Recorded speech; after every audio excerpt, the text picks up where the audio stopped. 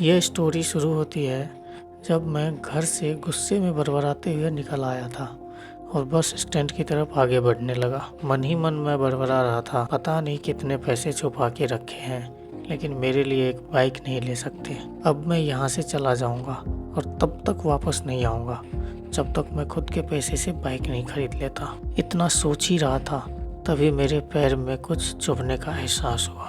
नीचे देखा तो समझ आया कि जल्दीबाजी में पापा के जूते पहन आया हूँ। उन जूतों में कील उभरी हुई थी जो मेरे पैर में बार बार घाव किए जा रही थी, लेकिन उस समय गुस्सा अधिक था।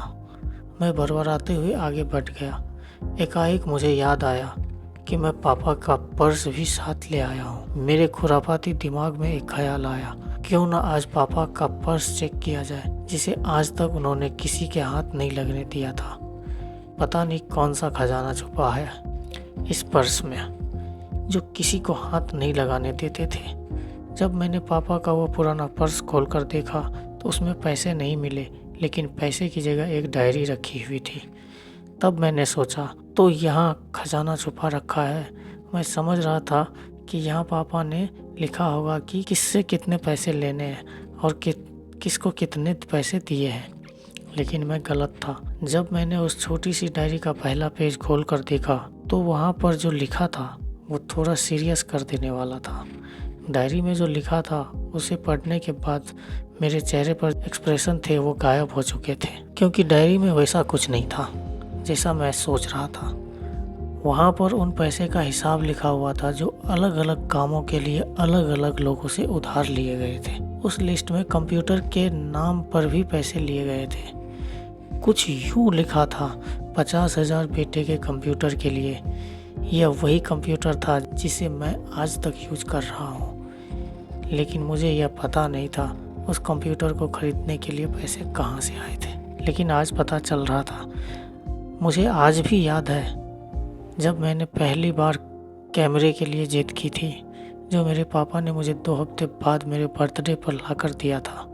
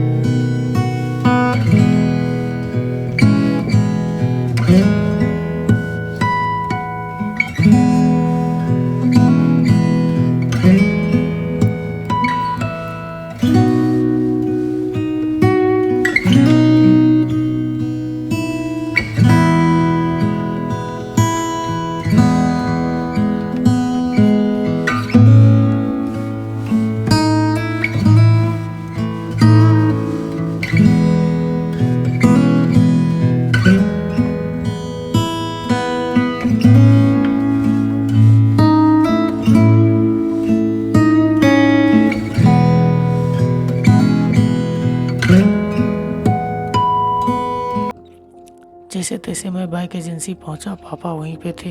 मैंने पापा को दौड़कर गले लगा लिया और मेरे आँख से आंसू रुकने का नाम ही नहीं ले रहे थे।